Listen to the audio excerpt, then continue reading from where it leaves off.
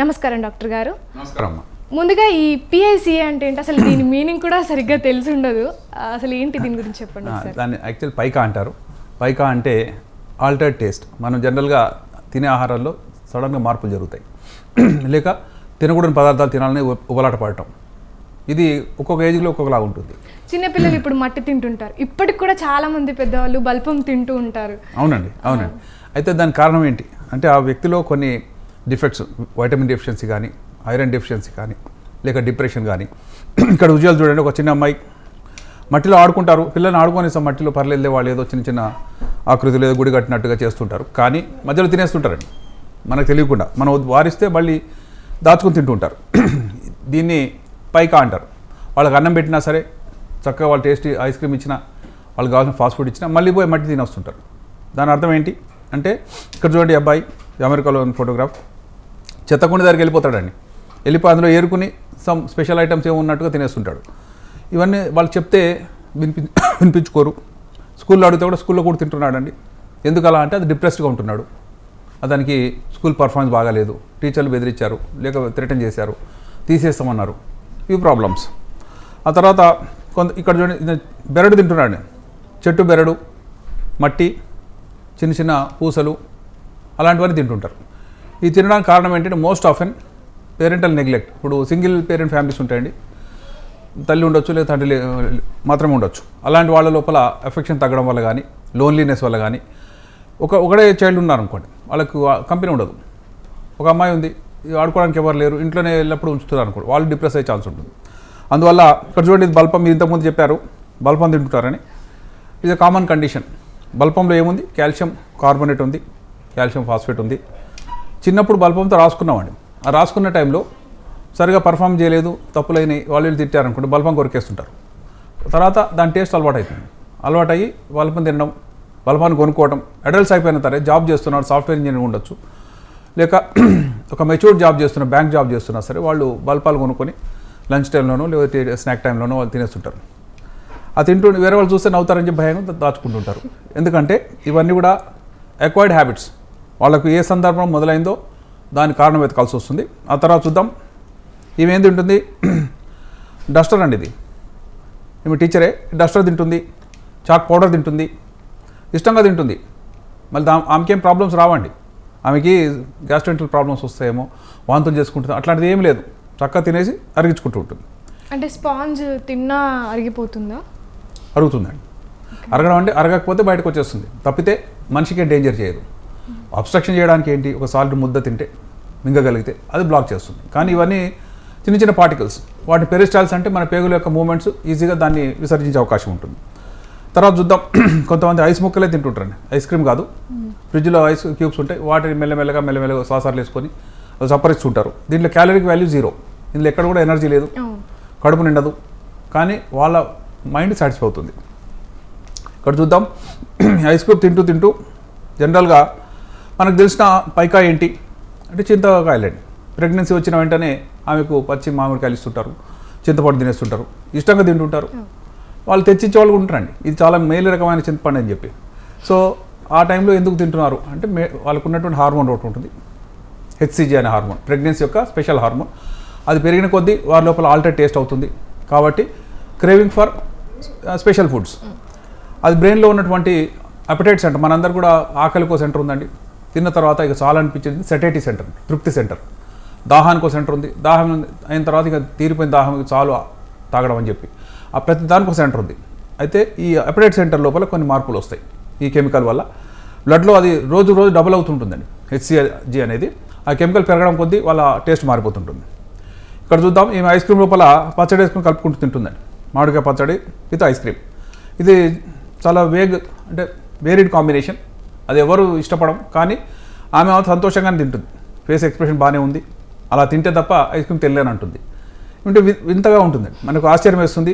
కొంతమంది సబ్బు తింటుంటారండి, సబ్బు స్మెల్ చాలామందికి నచ్చుతుంది, మనకు కూడా నచ్చుతుందండి, సబ్బు బాగానే ఉంటుంది, లేకపోతే మనం దాన్ని వాడడం కూడా. సో ఆ స్మెల్ కాకుండా దాన్ని కొరికి తింటే దాంట్లో టేస్ట్ కూడా బాగుందని చెప్పిన వాళ్ళు ఉన్నారు. ఈమె మా కొలీగ్ అండి, అమెరికాలో మేము చదువుకున్నప్పుడు ఈ అమ్మాయి కొరకు తినేది.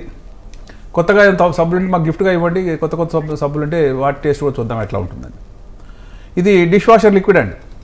లేడీస్ ఎట్లాగో వాళ్ళు కిచెన్లో పని చేస్తారు, డిష్ వాషర్ లిక్విడ్ డైరెక్ట్ తాగేస్తుంది. అమ్మో ఏమవుతుందో కడుపులో, లోపల లైనింగ్ ఏమైనా తెగిపోతుందా, బర్న్ అవుతుందా అని అట్లాంటిది ఏం లేకుండా కొంత డైల్యూట్ చేసుకొని తాగుతారు. ఏ డైల్యూషన్లు బాగా తాగొచ్చో వాళ్ళు నేర్చుకుంటారు.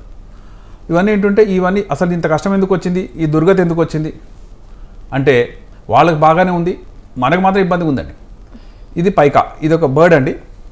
ఈ బర్డ్ స్పెషల్, దీని పేరు పైకా అని పెట్టారు. అంటే ఇది మట్టి తింటుంది, చెట్టు బెరడు తింటుంది, ఆకులు తింటుంది, పువ్వులు తింటుంది, ఏది కనబడినా తింటుంది, అన్నింటినీ అరిగించుకోగలుగుతుంది. దాని పేరు పైకా. కాబట్టి ఈ అలవాటుకి పైకా అని పేరు పెట్టారు. అంటే అసలు ఎటువంటి వ్యత్యాసం లేకుండా ఏదైనా సరే తినేసే పరిస్థితి అది. అయితే దీని కారణాలు ఏంటి చూద్దాం. ముఖ్యంగా అబ్బాయి ఏమో ఫ్రాగ్ తింటున్నాడండి. ఆ ఫ్రాగ్ను చూసే వరకు మనం భయం వేసి వదిలేస్తాం, కానీ ఇతను కొరికి తినేస్తున్నాడు. ఇతను సివియర్ డిప్రెషన్లో ఉన్నాడు, ఫెయిల్ అయ్యాడు, తల్లిదండ్రులు కొట్టారు, ఇంటికి పోకుండా ఫ్రెండ్స్ దగ్గర తిరుగుతున్నాడు, మధ్యలో కప్ప తినేస్తున్నాడు. అంటే సైకలాజికల్ ఆస్పెక్ట్ ఉంటాయి దీంట్లో. ఎవరైనా సరే భయపడినప్పుడు కానీ బాధపడినప్పుడు కానీ, ఫాదర్ చనిపోయాడు అనుకుందాం, మనందరం డిప్రెస్ అవుతాం. ఆ సమయంలో ఇటువంటివి జరుగుతుంటాయి. ముఖ్యంగా మెంటల్ అసైలం అంటే ఎర్రగడ్డ హాస్పిటల్ ఉంది, అక్కడ జాయిన్ అయిన వాళ్ళందరూ ఏదో ఒక ప్రాబ్లంతో వచ్చింటారు, వాళ్ళు ఇట్లాంటివి తింటుంటారండి. కాబట్టి వాళ్ళకి ఏది ఇట్లాంటి అందుబాటులో లేకుండా చూస్తారు, ఏది మింగేస్తాడు అని చెప్పి. ఇక్కడ చూడండి, ఒక ప్లేట్లో నేను అనేక వస్తువులు చూపిస్తున్నా. ఇక్కడ పిన్నిస్లు ఉన్నాయి, ఇక్కడ ఉంది పేపర్ వెయిట్ ఉంది, ఇక్కడ రకరకాల బ్రష్లు ఉన్నాయి, ఇక్కడ స్క్రూ ఉంది, ఈ ప్లాస్టిక్ క్యాప్ ఉంది, బటన్స్ ఉన్నాయి, ఇక్కడ చిన్న చిన్న నైఫ్లు ఉన్నాయి. ఇవన్నీ ఒక మనిషి మింగినవండి. Over a period of time మింగిన తర్వాత పొట్ట టైట్ అయింది, ఇక వాంతులు చేసుకోవడం మొదలుపెట్టాడు. అయ్యో ఈ చచ్చిపోతామని చెప్పి ఆపరేట్ చేసి తీస్తే ఒకటి తర్వాత ఒకటి వందలాది వస్తున్నాయి. అంటే కొన్ని సంవత్సరాలుగా మింగుతూనే ఉన్నాడు. చిన్న చిన్నవి అయితే బయట అవన్నీ అట్లా కడుపులో స్టోర్ అయిపోయి ఉంటాయి సార్. ఉన్నాయి కాబట్టి పెద్ద రాడ్లాగా ఒక ఉండలాగా తయారైంది. అది ఆ తయారైంది అబ్స్ట్రక్ట్ చేసింది అది. కాబట్టి ఆహారం కానీ కిందకి పోకపోవడం వల్ల ప్రాబ్లం, అందువల్ల సర్జరీ చేశాం. ఎన్ని ఉన్నాయి అది లెక్క పెట్టారండి. ఇక్కడ చూడండి, 453 nails, 148 seeds, 115 hair pins, 85 small stones, 53 buttons, 42 స్క్రూలు. ఇవన్నీ ఒక పేషెంట్ పొట్టలో ఇలా ఉన్నాయి. మేము ఆపరేషన్ చేసి తీసే ముందు ఇట్లా మొత్తం ప్యాక్ అయి ఉందండి. అంటే ఇవి ఇట్లా వెళ్ళే వరకు కూడా మింగుతూనే ఉన్నాడు. అంటే ఎక్కడ ఆయనకి ఇబ్బంది కలగలేదు, ఆపాలని కూడా అనిపించలేదు, అతనికి పెద్దగా డిఫిషియన్సీ కూడా ఏం రాలేదండి. ఇక్కడ చూడండి, ఇంకో పేషెంట్లో ఇవన్నీ మేకులే అండి. మేకులు ఎట్లా మింగుతారు అనేది మనకు ఆశ్చర్యం అనిపిస్తుంది. అసలు సాధ్యమేనా, మేకు గుచ్చుకుంటుంది కదా. డాక్టర్ గారు వీటన్నింటి వల్ల సైడ్ ఎఫెక్ట్స్ ఏమీ రావా? కంపల్సరీ వస్తాయమ్మా. తొలి దశలో రావు, ఎందుకంటే కొంత ప్లేస్ ఉంటే మూత్రం కానీ ఆహారం కానీ వెళ్ళిపోతుంది కిందకి. కానీ ఎప్పుడైతే ఇవన్నీ కట్టగట్టుకొని అవుట్లెట్ దగ్గర బ్లాక్ చేసినాయో అప్పుడు తప్పకుండా ఇబ్బంది అవుతుంది, ప్రాణాపాయ పరిస్థితి అవుతుంది. మన స్టమక్ కూడా ఎట్లా డైజెస్ట్ చేస్తుంటే ఒక పిండి గిన్నెలాగా గట్టిగా మూమెంట్ చేస్తుంది. ఆ మూమెంట్లో కొన్నిసార్లు ఇది గుచ్చుకోవచ్చు, బ్లీడింగ్ కావచ్చు, ఆ తర్వాత బయటికి వెళ్ళిపోవచ్చు, పొట్టలో బయటకు కూడా వెళ్ళిపోవచ్చు. ఇక్కడ చూద్దాం, ఇది ఎక్స్రే చేస్తే ఒక అబ్బాయి వామిటింగ్ చేసుకుంటా తీసుకొచ్చారండి. ఇందులో ఏదో లావుగా ఇంత లావుగా కనబడుతుంది, మీకు ఒక బండలా కనబడుతుంది. ఇదేంటి అని మేము ఆపరేషన్ చేసి చూస్తే అది పొట్ట ఓపెన్ చేసినాక ఇది చూడడానికి నల్లగా ఒక ఈ పచ్చడి బండలాగానే ఉందండి. ఇదేంటి ఇట్లా ఉంది ఈయన పొట్ట నిండా అనుకున్నాము. బయటకు తీసి చూస్తే తీసిన బతికాడండి. బయట చూస్తే ఇలా ఉంది. దీన్ని ట్రైకోబెజార్ అంటారు. అంటే ఓవర్ పీరియడ్ ఆఫ్ టైం అతను హెయిర్ తింటూ ఉన్నాడు, హెయిర్ మింగుతున్నాడు, హెయిర్ లోపల చిక్కుపడింది, పడుతూ మొత్తం ఆల్మోస్ట్ స్టమక్ షేప్ అండి. మన స్టమక్ ఈ షేప్లో ఉంటుంది. కాబట్టి స్టమక్ మొత్తం నిండిపోయే విధంగా అతని హెయిర్ కొన్ని వందలు వేల హెయిర్ కలిపి ఇలా అయింది. సో ఇలా పడితే దాన్ని ట్రైకోబెజార్ అంటారు. దాన్ని తొలగించకపోతే మనిషి చనిపోతాడు. అది మొత్తం అందులో గ్యాస్ట్రిక్ జ్యూస్ అని తీసేస్తే ఇలా ఉందండి. అంటే మొత్తం చూడడానికి ఒక సవరంలాగా ఉంది. అది మింగడం సాధ్యం కాదు, కానీ ఓవర్ పీరియడ్ ఆఫ్ టైం మెల్లమెల్లగా ఒక్కొక్కటి మింగుతూ కొన్ని వందలాది వేలాది చిక్కుపడిపోయినాయి. ఎందుకని అంటే గ్యాస్ట్రిక్ పెరిస్టాల్సిస్ వల్ల, ఆ మూమెంట్ వల్ల అలా అలుక్కుపోయినాయండి.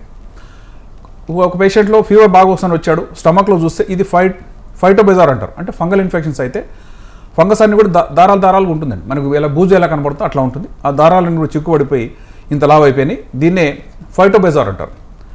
ఆ తర్వాత చూద్దాం, ఇది కొబ్బరికాయలా కనబడుతుంది, కానీ ఇది కొబ్బరికాయ కాదు, ఇది ట్రైకోబెజార్.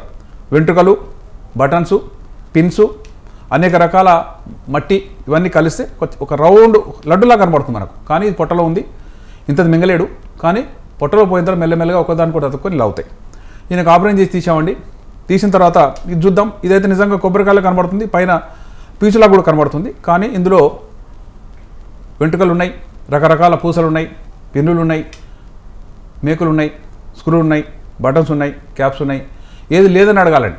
అలాంటివన్నీ మింగిన తర్వాత ఇలా గట్టిగా అయింది. ఇవన్నీ ఎందుకు చెప్తున్నాం అంటే ఎవరైనా సరే డిప్రెస్ ఉన్నారు, మన ఇంట్లో కూడా ఎవరైనా డిప్రెస్ కావచ్చండి. అనేక ఎగ్జామ్స్ జరుగుతున్నాయి. ఎవరైనా డిప్రెషన్ ఉంటే వాళ్ళు రూమ్లో ఉన్నారులే అనుకోకూడదు. అక్కడ ఏం చేస్తున్నారు, పిల్లలు బయటకు ఆడుకుంటుంటే వాళ్ళు ఏం తింటున్నారు, ఎవరితో ఆడుతున్నారు, వాళ్ళ అలవాట్లు ఎలా ఉన్నాయి, ఇవన్నీ చూసుకోకపోతే ఇలాంటి ఎమర్జెన్సీ అవుతాయి. వీటిని కనుక అర్జెంట్గా ఆపరేషన్ చేయకపోతే చనిపోతారండి. ఎందుకంటే పొట్ట టైట్ అవుతుంది, ఆ తర్వాత పొట్ట పగిలిపోతుందండి. పగిలిన తర్వాత జ్యూస్ అంతా పొట్టలో పడి ఇంటెస్టైన్స్ అన్నీ కూడా మాడిపోతాయి. అందుకనే బిడ్డలు ఆడుకుంటుంటే చూడాలండి, డస్ట్బిన్లో నీకేం పని బయటకు తీసుకురావాలి, లేకపోతే అది తింటూ అదే టేస్టీగా ఉందని చెప్పడం, అవన్నీ కూడా ఆశ్చర్యకరమైన విషయాలు. కాబట్టి పైకా అనే ఒక స్పెసిఫిక్ కండిషన్. మన మధ్యలో తిరిగేటువంటి అనేక మంది ఫ్రెండ్స్ కానీ కుటుంబ సభ్యులు కానీ వాళ్ళ మధ్యలో కూడా ఇలాంటి అలవాట్లు ఉంటాయి. ఏవైతే ప్రమాదకరమో వాటిని దూరంగా ఉండాలి, ముందే గుర్తించాలి, వాటికి ట్రీట్మెంట్ ఉంటుందండి. ఉదాహరణకు ప్రెగ్నెంట్ లేడీ ఆమె ఆపక్కర్లేదు, ఆమె తింటుంది, కొద్ది కాలానికి ఆమె అడ్జస్ట్ అయిపోతుంది. ఆ చింతపండు కానీ మామిడికాయ నాకు వద్దని ఇస్తుంది. కానీ పిల్లలు అలా కాదు, వాళ్ళు కంటిన్యూ అయిపోతారు. కాబట్టి ఈ అలవాటుకు దూరంగా ఉంచాలంటే కొంతవరకు కౌన్సిలింగ్ అవసరము, ఆ డిప్రెషన్ ట్రీట్మెంట్ అవసరము, వాళ్ళకి కావాల్సిన సపోర్ట్ ఇవ్వడం, పేరెంటల్ అఫెక్షన్ కూడా చాలా వరకు ఈ పైకా నుంచి బిడ్డను బయటకు తేవడానికి ఉపయోగపడుతుంది. పైకాకి ఒకే రకమైన ట్రీట్మెంటా, డిఫరెంట్ టైప్స్ ఆఫ్ ట్రీట్మెంట్స్? మంచి ప్రశ్న అమ్మ. ఎందుకంటే పైకాకి ఏజ్ గ్రూప్ బట్టి ట్రీట్మెంట్ ఉంటుంది. వాళ్ళు ఏం తింటున్నది ఇంపార్టెంట్. ఉదాహరణ మట్టి తింటాను అనుకో, తప్పకుండా ఆపాల్సి వస్తుంది. దీనివల్ల ఏమవుతుంది, వాళ్ళకు వామ్ ఇన్ఫెక్షన్స్ వస్తాయి. మనం అందరు నట్టలని తెలుసు, చిన్న చిన్న పురుగులు వస్తాయి.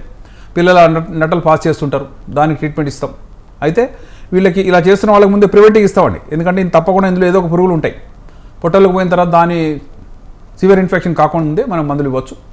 అదే ఏజ్ గ్రూప్ పెద్దవాళ్ళు అనుకోండి, ఉదాహరణకు ముసలోళ్ళు అయ్యారు, వాళ్ళు మింగేశారు అనుకోండి, వాళ్ళకు రెసిస్టెన్స్ తక్కువ ఉంటుంది. కాబట్టి వాళ్ళు చనిపోయే ప్రమాదం ఎక్కువగా ఉంటుంది.